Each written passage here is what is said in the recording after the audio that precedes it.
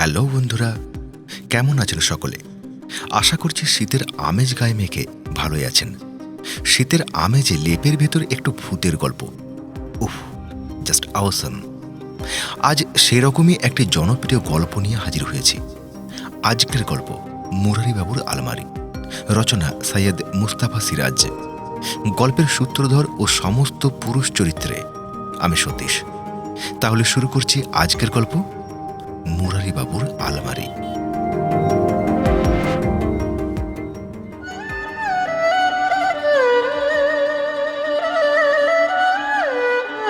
মুরারিবাবুর একটা আলমারি কেনার দরকার ছিল। কাঠের আলমারি আজকাল কেউ পছন্দ করে না, স্টিলের আলমারির রেওয়াজ বেড়েছে। ওর বন্ধুরা পরামর্শ দিয়েছিলেন, মুরারি, ভালো কোম্পানির নতুন স্টিলের আলমারির যা দাম, তার চেয়ে বরং টেরেট্টি বাজার কিংবা চীনা বাজারে গিয়ে নিলামি জিনিস খুঁজে কেনো। দাম কম পড়বে, জিনিসও পাবে খাঁটি। আজকাল ভেজাল জিনিসে বাজার ছেয়ে গেছে। মুরারিবাবুর মনে ধরেছিল কথাটা। খোঁজ নিয়ে জানলেন ওই এলাকায় চ্যাংচং ফু কোম্পানির নিলামি কারবার আছে। ফি রোববার সেকেলে নায়েবি আমলের আসবাবপত্র নিলাম হয়। অতএব এক রোববার সকাল ৯টায় গিয়ে হাজির হলেন চ্যাংচং ফু কোম্পানির দোকানে। বিশাল দোকান, হরেক রকম বনেদি আসবাবে ভর্তি। তার মধ্যে খুঁজে খুঁজে কোণার দিকে একটা ছাই রঙা স্টিলের আলমারি পছন্দ হলো। বেশ বড় আলমারি, একটা আয়নাও লাগানো রয়েছে। দোকানের চীনা কর্মচারী মুরারিবাবুর আগ্রহ দেখে বলল, পছন্দ যখন হয়েছে, এক কাম করুন বাবু, বড় সাহেবকে গিয়ে বলেন ২-১০ রুপিয়া জাস্তি দিলেই আপনার হয়ে যাবে। মুরারিবাবু অবাক হয়ে বললেন, কেন, এটা বুঝি নিলামে বেচা হবে না? না বাবু, কর্মচারীটি জানালো। এটা বাড়তি মাল আছে, দেখছেন না, সেই জন্যই এটা এক ধারে তফাৎ করে রাখা রয়েছে। মুরারিবাবু ভাবলেন, তাই বটে, আলমারিটা সেজন্যই আলাদা রাখা আছে এবং এটার ধারে কাছে কেউ আসছে না। কিন্তু নিলামি জিনিস না হলে যে দাম বেশি পড়ে যাবে, তাহলে নতুন কেনাই তো ভালো। বললেন, তাহলে এটার দরকার নেই, নিলামি জিনিস কোথায় আছে দেখা যাক। চীনা কর্মচারী এবার ওর কানে মুখ এনে ফিসফিস করে বলল, আমার কথা শুনুন বাবু, এ বহুত ভালো মাল আছে। আজকাল এমন আলমারি পাবেন না কোথাও। বড় সাহেবকে গিয়ে ধরুন, কম দামে মিলে যাবে। মুরারিবাবু অবাক হলেন। ব্যাপারটা বেশ সন্দেহজনক। বললেন, কই, খুলে দেখাও তো, দেখি ভেতরটা কেমন। কর্মচারীটি পকেট থেকে চাবি বের করে আলমারিটা খুলতেই ঘ্যাঁচ করে মারাত্মক একটা আওয়াজ হলো। এমন বিতিকিচ্ছিরি আওয়াজ যে ঘর শুদ্ধ লোক চমকে উঠল। মুরারিবাবুরও পিলে চমকে ওঠা দাখিল। কর্মচারীটি এক গাল হেসে বলল, মাত ঘাবড়াইয়ে বাবু, ভালো আলমারির এটাই তো গুণ। চোর ডাকু খুললেই আপনি জানতে পারবেন, ধরা পড়ে যাবে সঙ্গে সঙ্গে। আলমারিটা ওয়েড্রোবিও বটে। কাপড় জামা টাঙানোর ব্যবস্থা আছে, টাকা পয়সা সোনাদানা রাখার লকার আছে, দলিলপত্র ফাইল রাখার তাক আছে। ভেতরে কেমন একটা মিষ্টি গন্ধ, মাথা ঝিমঝিম করে ওঠে, যেন নেশা ধরে যায়। দেখে শুনে মুরারিবাবু যেন বড্ড মায়ায় পড়ে গেলেন আলমারিটার। ঝোঁক চেপে গেল, এটা কিনতেই হবে। চীনা কর্মচারীটি বলল, পছন্দ হলো তো? হবেই, তা জানা কথা। এখন চলেন, বড় সাহেবের কাছে নিয়ে যাই আপনাকে। আলমারির পাল্লা বন্ধ করতে কিন্তু একটুও শব্দ হলো না। এ তো ভারী অবাক আলমারি। মুরারিবাবু খুশি হলেন। খুললে বিকট আওয়াজ হচ্ছে, হোক না, ক্ষতি কি? যখনই অন্য কেউ তাঁর অজান্তে খুলতে যাবে তিনি টের পাবেন। তার উপর আসল কথা, তিনি একা মানুষ। বাড়িতে থাকবার মধ্যে এক ওই গুণধর ভাগ্নে বীরু আর ঠাকুর কাম ভৃত্য জটিল ওরফে জটা, দুটিই মহা ধরিবাজ চোর। সে জন্যেই তো এই আলমারি কেনার কথা মাথায় এসেছিল। কিন্তু এবার এবার তোরা কিভাবে চুরিচামারি করবি দেখা যাবে। মুরারিবাবু যত এ কথা ভাবলেন তত জেদ চড়ে গেল মাথায়। যত টাকা লাগুক কিনতেই হবে আলমারিটা। পার্টিশনের আড়ালে একটা চেম্বারে তাকে নিয়ে গেল কর্মচারীটি। মুরারিবাবু দেখলেন ইয়া হোঁতকা মোটা গোলগাল প্রকাণ্ড আর একজন চীনা ভদ্রলোক বসে আছেন। একটু হেসে খুব খাতির দেখিয়ে ইংরাজিতে বললেন, বসুন স্যার, বলুন কি করতে পারি। মুরারিবাবু বললেন, ওই আলমারিটা। কথা কেড়ে ভদ্রলোক বললেন, হ্যাঁ, বুঝেছি বুঝেছি, বেশ তো, নিয়ে যান। বলে কি বিনি দামে দেবে নাকি? এমনভাবে বলছে কথাটা। মুরারিবাবু বললেন, কিন্তু দাম টাম কি রকম লাগবে যদি বলেন।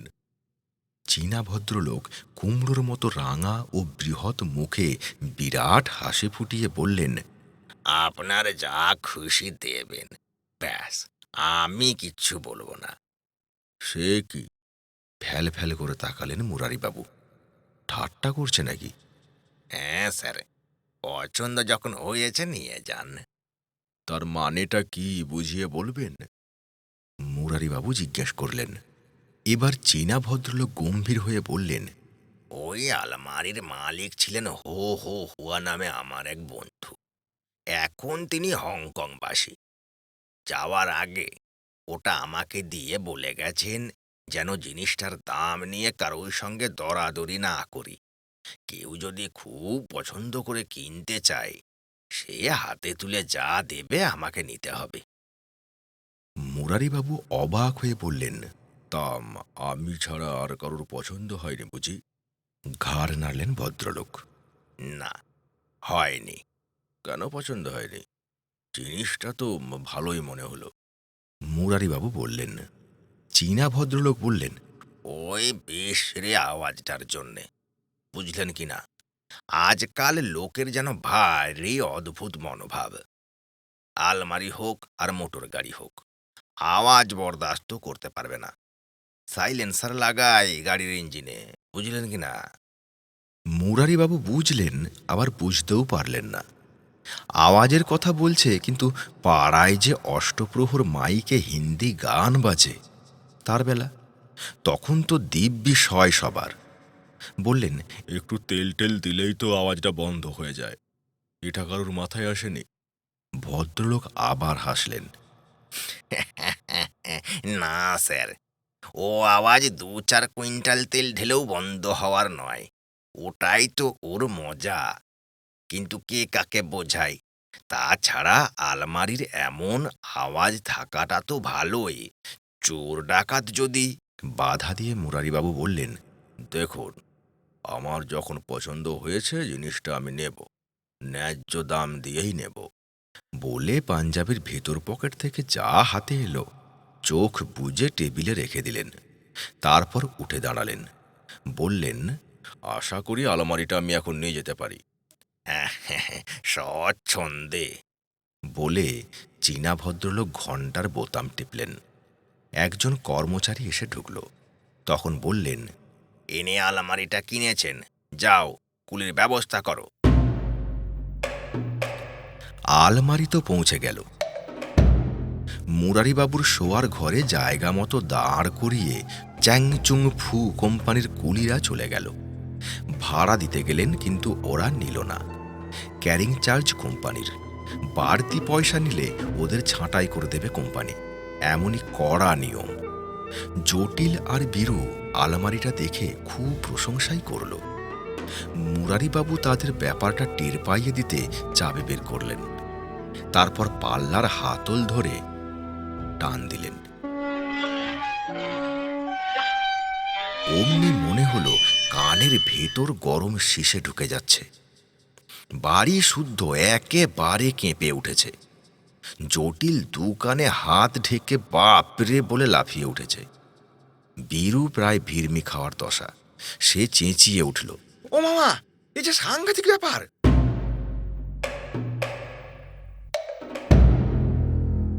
মুরারিবাবু চমকে গিয়েছিলেন। এবারই এসে যেন আওয়াজটা 3 গুণ বেড়ে গেল। দোকানে তো এত বেশি আওয়াজ হয়নি। কিন্তু কথাটি আর বললেন না, মুচকি হাসলেন শুধু।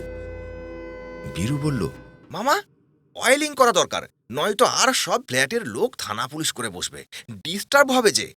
মুরারিবাবু তাচ্ছিল্য করে বললেন, হাতি করবে, ঘোড়া করবে, আমি কারুর ডিস্টার্ব হবে বলে আলমারি খুলতে পারবো না? আবদার আর কি। বীরু আবার বলল, অয়েলিং করলেই তো হয়। মুরারিবাবু ফ্যাচ করে হেসে বললেন, বেশ তো, অয়েলিং করে দেখ না তুই, যদি আওয়াজ বন্ধ হয় তো হোক। বীরু দৌড়ে কিচেন থেকে নারকেল তেলের শিশি নিয়ে এলো। তারপর পাল্লার কবজাগুলোতে ঢেলে দিল। পাল্লা বন্ধ করে বলল, দেখছো, আর কোনো শব্দ নেই। মুরারিবাবু মিটিমিটি হেসে বললেন,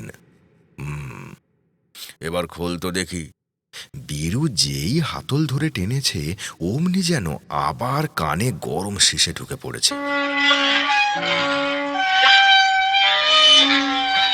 এবার আওয়াজটা আরও বেশি, আরও বাড়ি কাঁপানো, যেন প্লেন ঢুকে পড়েছে ঘরের মধ্যে। ওদিকে সারা বাড়ি হুলস্থুল। অন্য ফ্ল্যাটের লোকেরা বেরিয়ে পড়েছে। তাদের ধারণা ওপরতলার ছাদ বুঝি ধসে পড়েছে। সে এক হই হই কাণ্ড। চেঁচামেচিতে রাস্তায় ভিড় জমে গেল দেখতে দেখতে।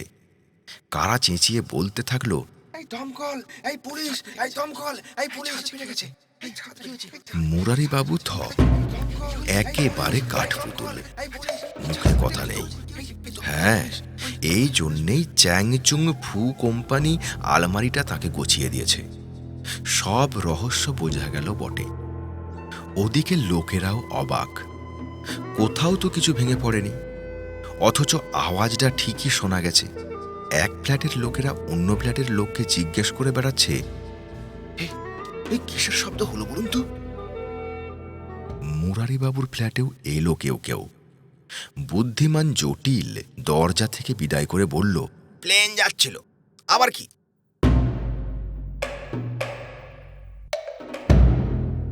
এই অদ্ভুত আলমারি কিনে মুরারিবাবু সমস্যায় পড়ে গেলেন। কোনো কাজেই লাগানো যাবে না যে।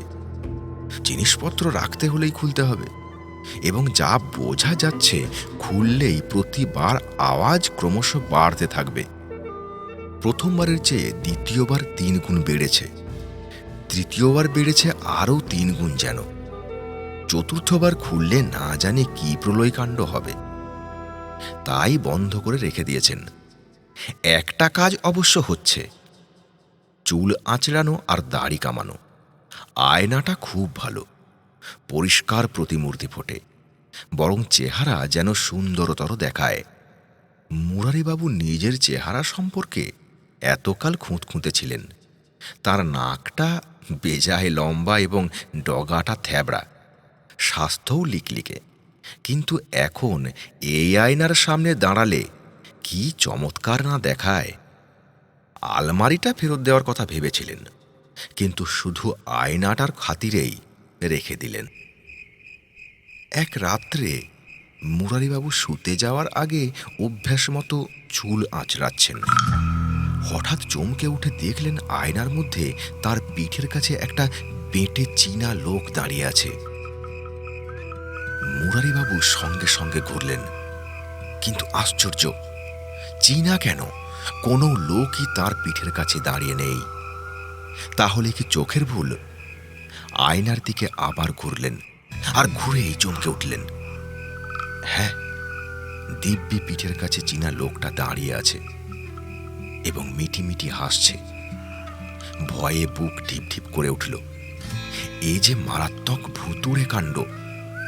মুরারিবাবু বরাবর সাহসী এবং জেদি মানুষ, কিন্তু ব্যাপারটা দেখে তার গায়ের রক্ত হিম হয়ে গেল। তক্ষুনি 2 হাতে চোখ মুখ ঢেকে কাঁপতে কাঁপতে খাটে গিয়ে বসে পড়লেন। একটু পরে ধাতস্থ হয়ে ভাবলেন, না, চোখের ভুল ছাড়া কিচ্ছু নয়। হ্যালুসিনেশন নামে একটা ব্যাপার আছে। মানুষ অনেক সময় ভুল দেখে। কারুর কারুর ওই একটা স্থায়ী মানসিক ব্যাধি। তার সেই ব্যাধিটাদি হয়নি তো? তা কেন হবে? দিব্যি সুস্থ মানুষ, কোনো রোগ বালাই নেই, মাথাও ধরে না, ঘুমও ভালো হয়, খিদে হয়। মুরারিবাবু আবার সাহস করে আয়নার সামনে গেলেন। তারপর তাকালেন। ওরে বাবা, এবার যে আরো সাংঘাতিক ব্যাপার। সেই বেটে চিনা লোকটির গলার কাছটা কাটা এবং গল গল করে রক্ত বেরোচ্ছে, অথচ সে কেমন মিটি মিটি হেসে তাকিয়ে আছে। আর সহ্য করতে পারলেন না মুরারিবাবু, পৈত্রাহী আর্তনাদ করে উঠলেন, কোন কোন কোন!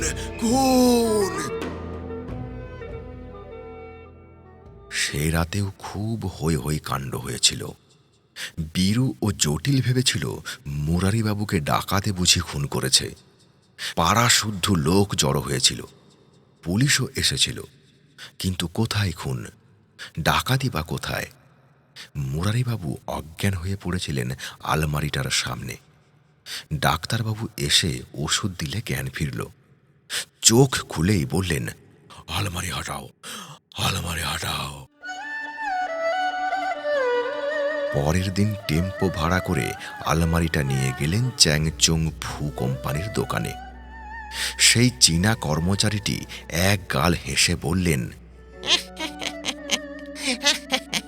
আসুন বাবু, এত দেরি হলো যে? মুরারিবাবু তেতো হয়ে বললেন, কিসের দেরি? এরা আগে যারা নিয়ে গেছেন পর দিনই ফেরত দিয়েছেন। আপনি বাবুজি 5 দিন পরে আনলেন যে? আমার খুশি। বলে মুরারিবাবু আলমারিটা আগের জায়গায় রাখবার ব্যবস্থা করে চলে আসছেন। চীনা কর্মচারী তার সঙ্গে সঙ্গে দরজা অবধি এলো। ফিস ফিস করে জানালো, জিনিস ভালো, তবে বড্ড গোলমাল করে। ওহো, হুয়া সাহেবের আলমারি ডাকাতেরা ওকে খুন করে ওর মধ্যে ভরে রেখে গিয়েছিল। 1 বছর পরে তালা ভেঙে তবে ব্যাপারটা জানা যায়। মোর যে ধরে গিয়ে খুব আওয়াজ হয়েছিল খোলার সময়। পালিশ করে সব ঠিকঠাক হয়েছে, শুধু আওয়াজটা বন্ধ করা যায়নি। আচ্ছা বাবু, আবার আসবেন। নমস্কার।